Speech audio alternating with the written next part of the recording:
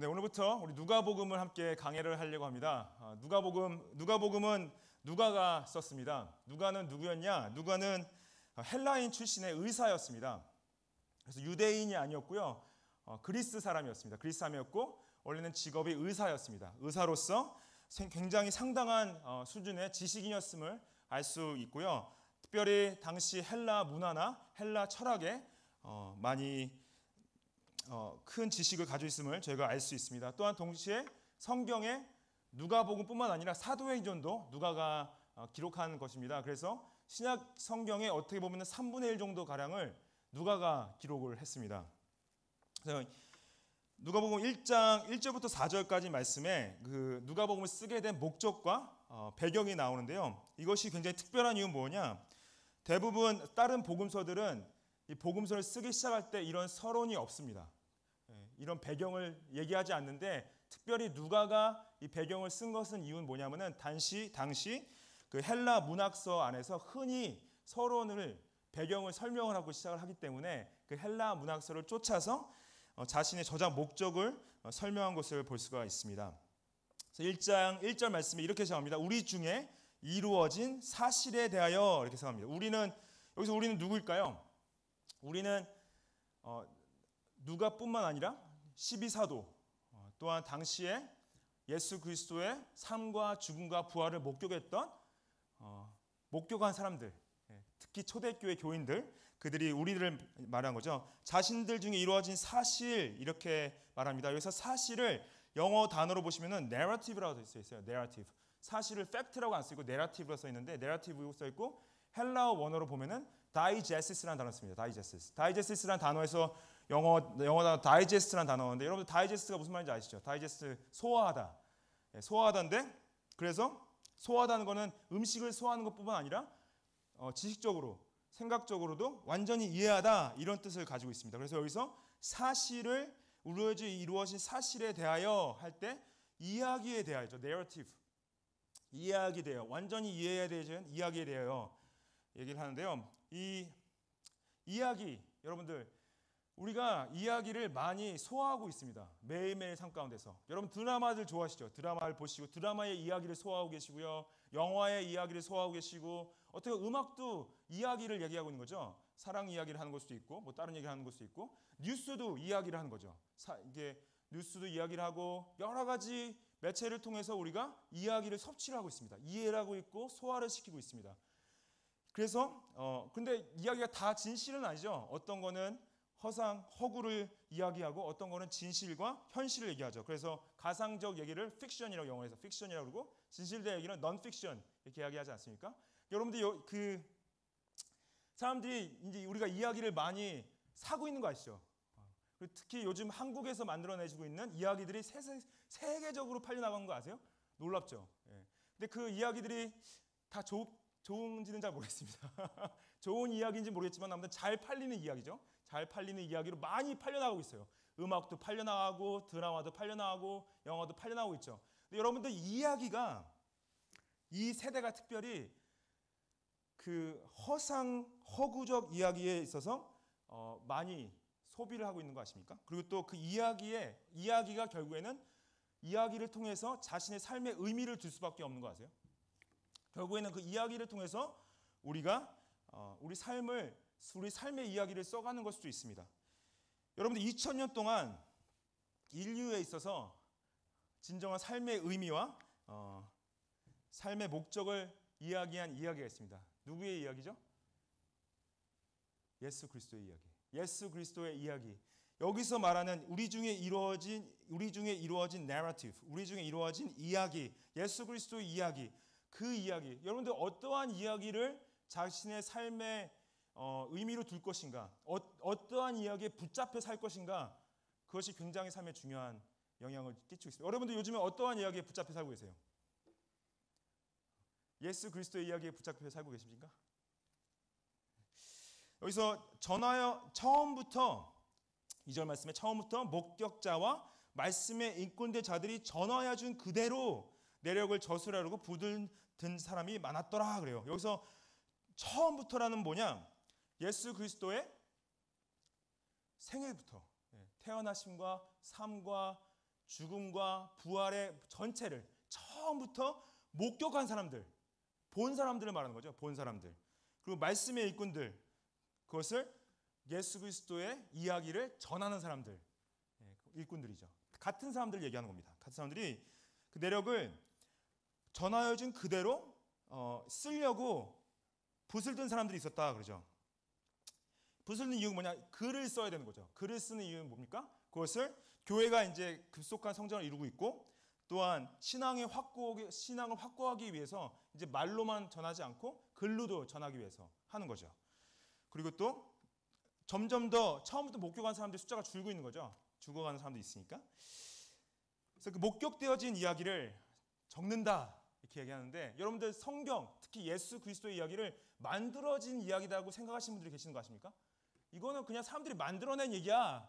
근데 여러분들 성경은 만들어냈다 하지 않고 봤다 그래요. eyewitnesses, 목격자들이 썼다. 성경은 책들이 여러 가지 책들이 있지만 여러분들 여러 사람이 목격한 것을 다 함께 쓴 책이 있다는 거죠.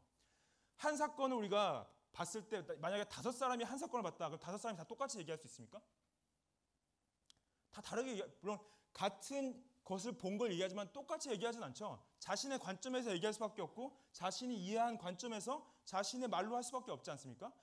근데 여러분들 다른 걸 봤다면은 똑같이 그게 같은 걸 다른 걸 봤다면 분명히 다르게 얘기하겠죠. 예수 그리스도의 복음서가 저는 네 복음서가 있다는 것 자체가 정말 놀라운 것이 뭐냐? 같은 걸 본 사람들이, 같은 걸 들은 사람들이 각자의 입장에서 관점에 썼는데 그것이 하나라는 거죠. 같은 거 봤다는 거죠. 만들어지게 물론 말 맞춰서 만들었다고 할 수 있지만 그거는 성경을 안 읽어봤기 때문에 그런 거죠. 성경을 읽어보신 분들은 이것이 야 이거 참 말 맞추기 힘들겠네 할 수밖에 없어요. 어떻게 이렇게 같은 분에 대해서 얘기할 수 있지? 이건 너무나 역사적인 거고 너무나 사실이다. 그래서 만들어졌다 얘기하는 분들한테 우리가 뭘 권해야 되냐? 한번 읽어보라고 말씀을 드려야 돼요. 한번 읽어보라. 이거는 역사적 사실이다. 3절에 보시면은 그 모든 일을 근원부터 자세히 미루어 살폈다 그럽니다. 그 근원부터는 뭐냐면은 영어로 보시면은 sometime past라고 돼 있어요.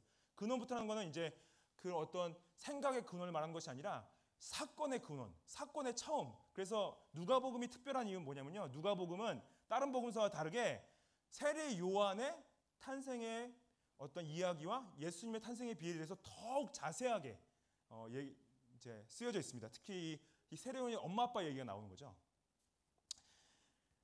여기서 근원부터 자세히 미루어 살폈다. 자세히 미루어 살폈다는 영어로 having followed all things closely. 여기서 이 원어적 의미 보면은 어떤 사건에 있어서 정확성을, 명확성을 끝까지 추적했다 그래요. 정확성과 명확성을 끝까지 추적했다. 여기서 이 의사였던 헬라 문화권의 지성인이었던 지식인이었던 사람이 자신이 보고 듣고 한 바를 끝까지 명확하게 추적했다. 내가 잘못 본 걸 수도 있잖아요. 내가 잘못 들은 걸 수도 있잖아요. 근데 본인이 명확하게 끝까지 봤다는 거죠. 그리고 누구한테 썼다고 써 있습니까? 데오빌로 가카한테 썼다고 써 있어요.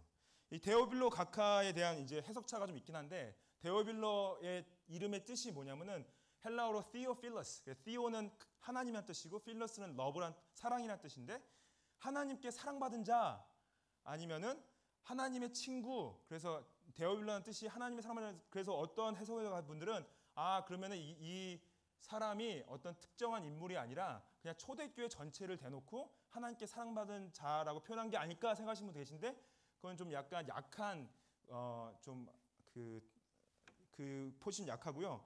강한 대부분의 학자들이 동일하게 이제 어떻게 보면은 인정하는 것은 이분이 역사적인 실제적인 인물이었다 생각을 합니다. 왜냐하면 이제 가카라는 단어를 쓰는데 특히 사도행전 23장에 누가가 또 벨릭스 가카라고 써요. His Excellence Felix 그렇게 쓰고 또 사도행전 25장에 페스터스 베스토한테도 가카라고 씁니다. 여기서 데오빌로 가카는 결국에는 로마에 있었던 고위 공직자였어요. 고위 공직자였는데 그러면 이 본서를 봤을 때 그럼 누가가 데오빌로 한 사람을 위해서 쓴 건가 생각할 수 있습니다. 하지만은 이제 그게 아니라는 사실을 어떻게 알 수 있냐면은 당시 어떤 책의 권위와 책의 신빙성과 책의 어떤 명성을 위해서 어떤 사람에게 헌정을 했어요. 헌정을 해서 이게 이 문화가 굉장히 오래간 문화예요. 어떤 분들은 책을 쓰고 왕한테도 헌정을 하고 어떤 분들은 고위공직자에 헌정하는데 헌정한 이유는 뭐냐면은 그 헌정함으로 말미암아 더 많은 사람들이 신빙성을 가지고 읽을 수 있게 되는 그게 있었기 때문에 이 데오빌로 각하한테 헌정함으로 말미암아 자신이 쓴 이 누가복음에 대한 신빙성을 가지고 더 많은 독자들을 확보할 수 있었던 거죠. 요즘에도 어떻게 보면 책을 살 때 여러분 추천서 같은 거를 쓰게 됩니다. 추천서 써가지고 어떤 분이 추천했는가에 따라서 책을 사는 사람들이 있어요. 그렇듯이 이 데오빌로 각하에게 쓴 것은 이 누가복음을 어떤 말하는데 4절에 보시면은 이는 각하가 알고 있는 바를 더 확실하게 하려 함이라 이렇게 써 있습니다. 이미 알고 있다는 거죠. 데오빌로 각하가 복음을 들었고 예수 그리스도 이름을 들었다는 거예요. 구전으로 오럴 트래디션이라고 하는데 여기서 중요한 단어가 뭐냐면은 알고 있는 바 할 때 알고 있는 바가 영어로 보시면은 things you know라고 써 있지 않고요. things you have been taught라고 써 있습니다. 이게 뭐냐면은 그동안 데오빌로 각하가 배운 바를 얘기하는 거예요. 배운 바 뭐냐면 여기 이제 그래서 헬라 단어는 뭐냐면은 케테케오라는 단어가 써 있습니다. 케테케오라는 단어에서 영어 단어 캐테키즘이 나왔어요. 캐테키즘이 한국말로 교리문답입니다. 교리문답. 캐테키즘. 그래서 이때 헬라 문화권 자체가 문답 형식으로 많은 것들을 지식을 쌓아왔어요. 그래서 문답 형식으로 배운 거예요. 복음도 질문을 던지고 답을 받는 형식으로 배운 거죠. 거기서 보면은 구전으로 들었지만은 이제 누가가 뭐냐면 데오빌로 각하요 말로 들었지만은 이제는 글로써 더 명확하게 가르쳐 드리겠습니다. 그러는 거예요.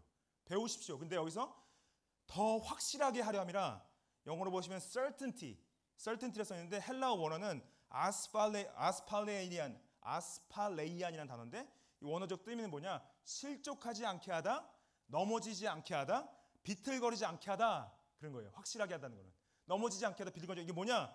더 확실하게 한다는 거 뭐냐? 복음을 읽을 때 그 사건에 대해서 읽을 때 명확하게 안다는 것은 뭐냐? 당시에 있었던 세상의 박해와 이단의 가르침과 거짓 선생들의 가르침에 있어서 확실하게 서서 본인을 영적으로 보호하라 이렇게 얘기하는 거예요. 여러분들 종교개혁이 일어난 이유가 뭡니까?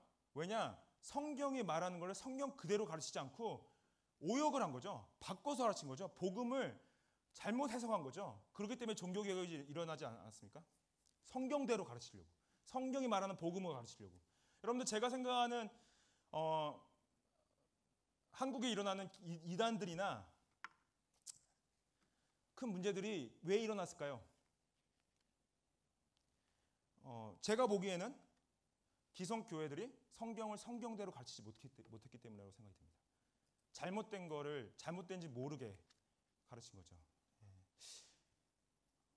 저는 제가 생각하는 개혁 신앙, 제가 이제 쫓는 개혁 신학은 왜 제가 그걸 쫓냐? 개혁 신학 자체가 완벽하기 때문에 따른 건 아닙니다. 개혁 신학이 가지는 정신이 뭐냐면은 성경을 성경대로 배우고 가르치기 원하는 거예요.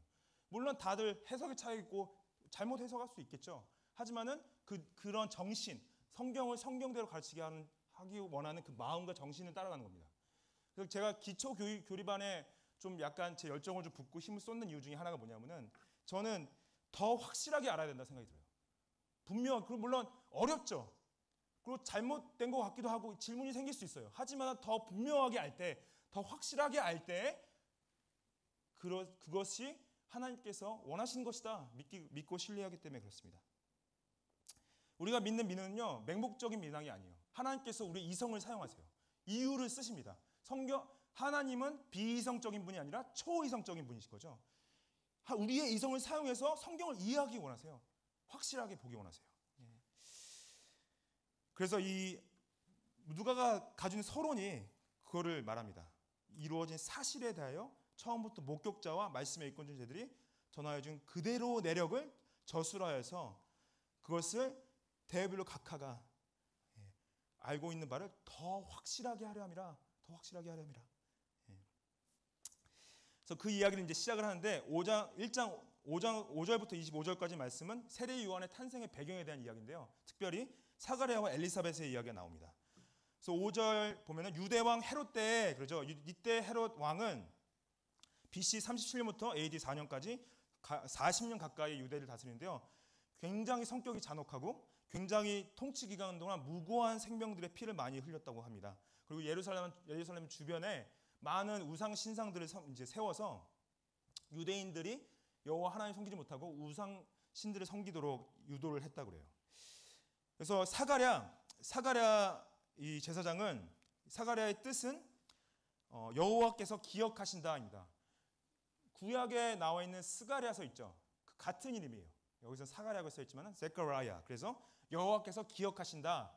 이름 멋있죠. 와, 나 하나님께서 나를 기억하신대. 본인 이름 부를 때마다 하나님 널 기억하셔. 들으면 얼마나 기분이 좋겠어요. 엘리자벳. 예. 엘리자벳의 이름은 나의 하나님이 맹세하시다라는 뜻입니다. 그래서 둘 다 엘리사벳과 사가랴 둘 다 제사장 집안 사람들이에요. 제사장 집안 안에서 결혼을 한 건데 보십시오. 6절에 이 두 사람이 하나님 앞에 의인이니 그럽니다. 주의 모든 계명과 규례대로 흠이 없이 행하더라. 그래서 이 하나님 앞에 의인이라는 것은요, 유대인으로서 들을 수 있는 가장 큰 칭찬이에요. 가장 큰 칭찬. 당신은 하나님 앞에서 의롭습니다 하는 것이 가장 큰 칭찬입니다. 여기 보면은 이 단어가 영어로 보시면은 both righteous before God. before라는 단어가 이 아난션이라는 단어인데 이 아난션이라는 단어가 하나님 앞에서, 하나님의 임재 앞에서 하나님 보시기에 의롭다는 거예요. 여러분들 그러면은 여기가 우리가 중요한 질문은 뭐냐면은 우리가 어떻게 의롭게 될 수 있습니까? 어떻게 의롭게 될 수 있어요? 율법을 완벽하게 지킴으로 의롭게 될 수 있습니까? 우리는 믿음으로 의롭게 되죠. 믿음으로. 예수 그리스도를 믿는 믿음으로 의롭게 될 수 있죠. 그런데 이 말씀에 모든 계명과 규례대로 흠이 없이 행했기 때문에 의인이 된 거 아닌가 생각할 수 있죠. 근데 로마서 3장 28절에 이렇게 써 있습니다. 그러므로 사람이 의롭다 하심을 얻는 것은 율법의 행위에 있지 않고 믿음으로 되는 줄 우리가 인정하노라 그래요. 율법의 행위로 되지 않고 믿음으로 된다. 그래서 4장에 아브라함이 하나님 앞에서 믿음으로 의인된 걸 얘기를 하죠. 로마 4장에. 여기서 그러면 이걸 어떻게 봐야 되는 것인가? 이 두 사람이 그들이 행하는 것이 영적으로도 경건하고 도덕적으로 윤리적으로 흠이 없었던 거죠. 하나님 앞에서. 근데 그것이 하나님을 믿는 믿음이 있었기 때문인 거죠. 하나님의 믿음 안에서 그들의 믿음의 열매로 그들의 행함이 흠이 없고 하나님의 뜻대로 순종하며 행했다는 거예요.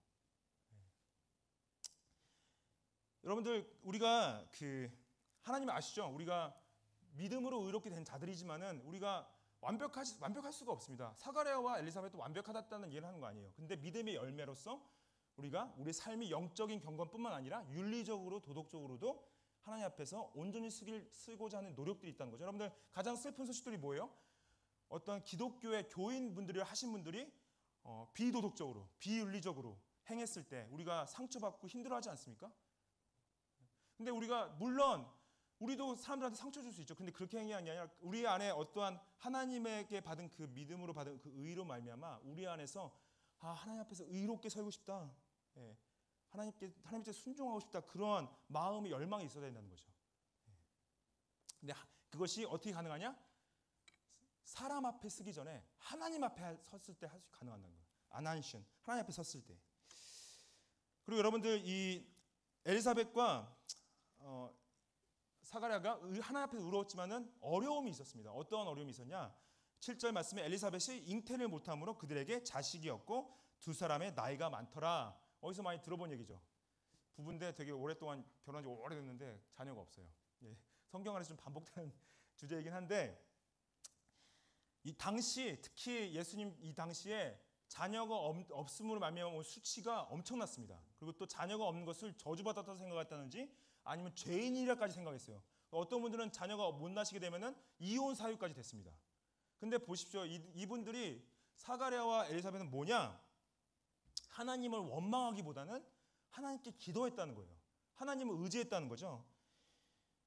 이 성숙한 신앙은 뭐예요? 성숙한 신앙은 하나님께서 나의 기도 제목을 응답하지 않으신다 할지라도 나의 상황이 너무 어렵고 힘든다 할지라도 하나님만 붙잡는 거죠. 하나님만 의지하는 거죠. 그게 성숙한 신앙 아닙니까?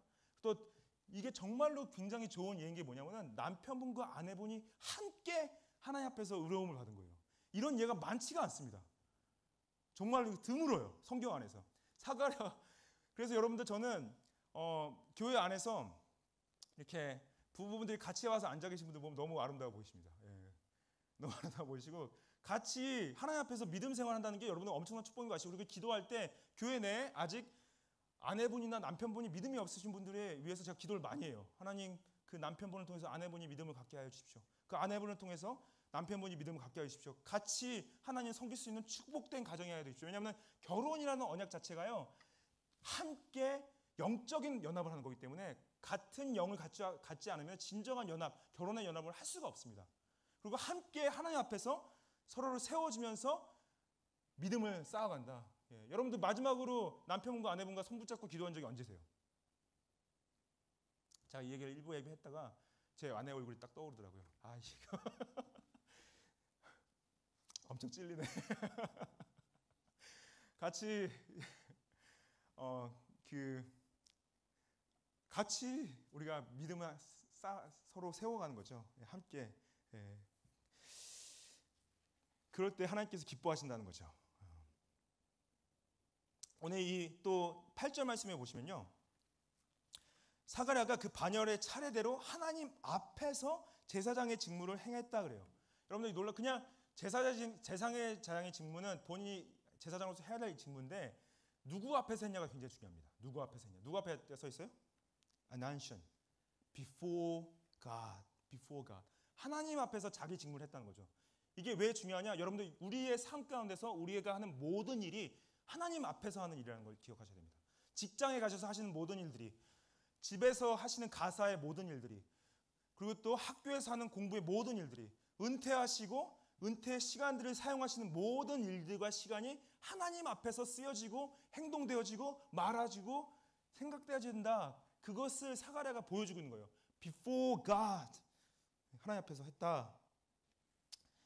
그리고 이때 보면은 분향할 때 기도를 했습니다. 밖에서 백성들이 기도할 때 특별히 하루에 3번 정도 기도를 하는데 제사장들이 그 기도하는 기간에 시작할 때랑 마칠 때 이제 분향을 불을 켜고 불을 끄고 했는데요. 여기서 보시면은 천사가 나타나죠. 천사가 나타나서 12절에 보시면은 사가랴가 놀랍니다. 무서워하죠. 천사가 그에게 이르되 사가랴여 무서워하지 말라. 너의 간구함이 들린지라. 내 아내 엘리사벳과 내 아들을 낳아주리니 그 이름을 요한이라 하라. Your prayer has been heard. 사가랴가 어떠한 내용을 기도했는지는 알 수 없지만 우리가 추측할 수 있죠. 어떻게 추측할 수 있습니까? 내게 아들을 주리라 하셨어요. 그러면 결국에는 하나님 나에게 자녀를 주십시오. 간절하게 오랫동안 기도를 해온 거죠. 근데 기도의 응답을 받은 거예요. 기도에 응답하신 하나님. 그의 이름을 요한이라 하라. 요한의 뜻이 무엇이냐면 여호와께서 자비하시다. God is merciful. 여호와께서 자비하시다. 그가 여러분들 요한이요 14절에 보시면은 요한의 태어남으로 인해서 너도 기뻐할 거고 즐거워할 거지만은 많은 사람도 그의 태어남을 기뻐하리니 이는 그가 누구 앞에서요? 주 앞에서 큰 자가 된대요. 주 앞에서. 그리고 포도주나 독것을 마지 않고 모태로부터 성령 충만함을 받는다 그럽니다. 모태로부터. 그 이스라엘 자손이 그를 통해 그들에게 하나님께로 그를 통해서 많이 돌아오게 할 것이다. 여러분들 이 요한이 태어나기 전에 400년 동안 구약의 선지자가 없었습니다. 말라기를 마지막으로 하나님께서 400년 동안 잠잠하셨어요. 선지를 안 보시고 400년 만에 구약의 마지막 선지자가 태어난 거예요. 그러니까 모든 사람이 기뻐할 수밖에 없는 일이고 이들이 이 구약의 마지막 선지자를 통하여서 하나님께서 회개를 선포하시고 회개의 세례를 주시고 또한 메시아에게 세례를 주게 하시죠. 놀라운 하나님의 능력이신 거죠. 이가 모태로부터 충만했다. 여기서 근데 그가 he will be great before the Lord. 여기서 나온 great before는요. 그 전에 썼던 before 아난시언이랑 다른 단어 에노피온이라는 단어인데 에노피온도 이거는 이제 두 개를 같이 포함하고 있습니다. 하나님 앞에서 사람 앞에 이제 무엇의 앞에서 무엇보다 먼저라는 뜻을 가지고 있어요. 하지만 동일하게 이가 사람들 앞에서가 아니라 하나님 앞에서 큰 자라고 이제 선포가 되는 거죠. 예, 하나님 앞에서 큰 자. 그리고 이 17절에 보시면은 그가 또 엘리야의 심령과 능력으로 주 앞에 먼저 와서, 근데 여기서 주 앞에 먼저 왔다는 단어가 아까 그 15절 나왔던 에노피온입니다. 주 앞에 먼저 왔다. 근데 여기서는 보면은 주 앞에 먼저 왔을 때 우리가 알죠. 예수님보다 메시아보다 먼저 온 자라는 뜻이 가지긴 한데 또 동일하게 이것이 하나님의 임재 앞에라는 뜻을 또 포함하고 있다는 거죠. 하나님의 임재 앞에서. 엘리야가 여기서 근데 이 요한이 엘리야의 심령과 능력으로 주님 앞에 먼저 왔다는데 본이 엘리야 사람들이 요한한테 물어봅니다. 요한 당신이 엘리야입니까? 요한이 자신은 엘리야가 아니라고 얘기를 해요. 근데 그게 뭐냐면은 동일한 인물이 아니라는 거지.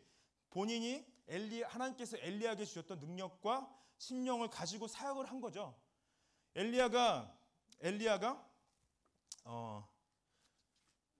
이 엘리야와 요한이 비슷한 게 있었습니다. 뭐가 비슷했냐면은 성격이 굉장히 강직했고 광야에서 생활을 했고 약대 털옷을 입었었고 그 다음에 지위 고하를 막론하고 엄격하게 하나님 심판과 회개를 선포했어요.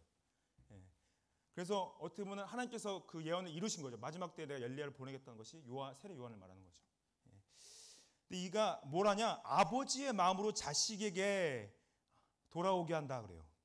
결국 이스라엘의 영적 회복이 가정으로부터 시작한 걸 말씀하신 거죠. 그 다음에 거스르는 자들을 의인의 슬기로 그래요. 거스르는 자는 누구냐? 하나님을 거부하고 하나님께 대한 신앙을 거부하는 자들. 그리고 의인의 슬기는 뭐예요? 의인의 슬기, wisdom. What is the wisdom of the just? 하나님을 경외하는 게 지혜죠. 하나님을 경외하게, 하나님을 거부하던 자들이 하나님을 경외하게 된다. 거기에 쓰임을 받는다 그럽니다. 그래서 하나님께서 이 사가랴와 엘리사벳의 기도를 응답하시면서 보내셨죠. 모태로부터 성령의 충만을 받은 자. 우리 자녀들이 하나님 앞에서 쓰임 받기 원하죠. 여러분들 어떻게 기도하십니까? 하나님, 우리 아이들이 정말로 공부 잘해서 좋은 학교 들어가서 정말로 좋은 직장에서 큰 집을 사고 큰 성공을 하게 해주십시오. 기도하세요? 그렇게 기도할까요?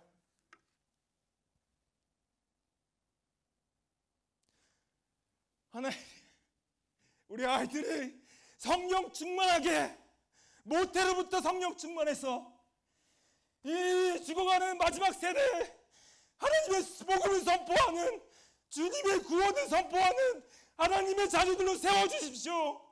허상과 허구의 가운데 자신의 삶의 의미를 두는 세대가 아니라 하나님의 진실과 예수 그리스도의 이야기를 선포하는 세대가 되게 하여 주십시오. 기도하십니까?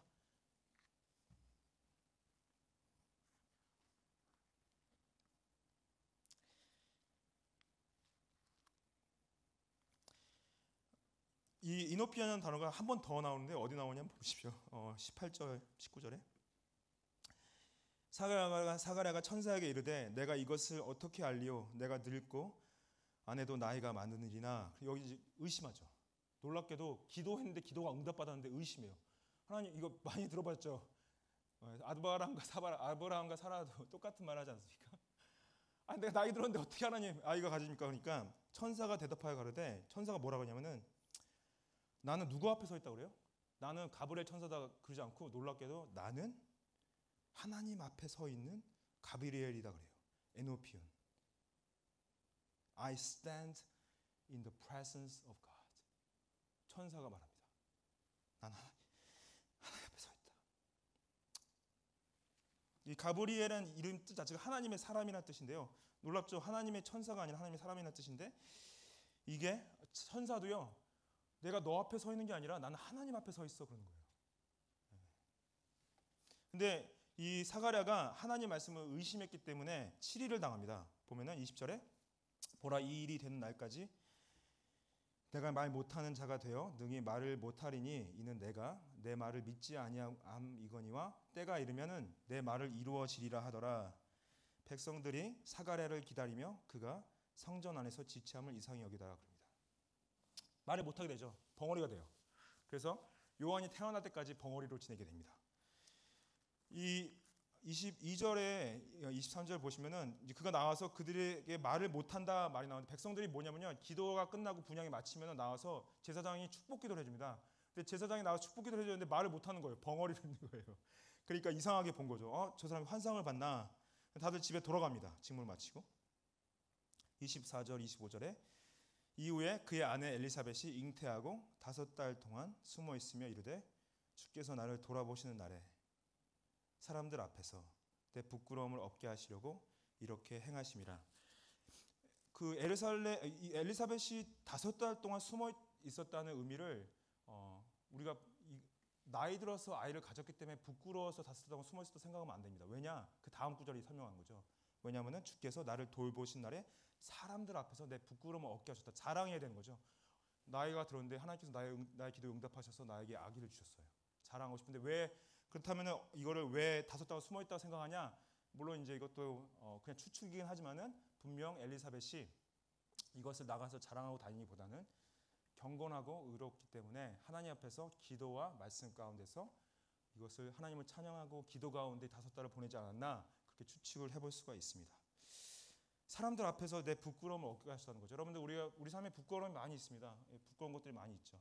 근데 우리가 다 같이 그리스도를 믿는 자들은 마지막 때 하나님 앞에 설 때 예수 그리스도가 우리의 모든 부끄러움을 씻어주셨다는 거죠.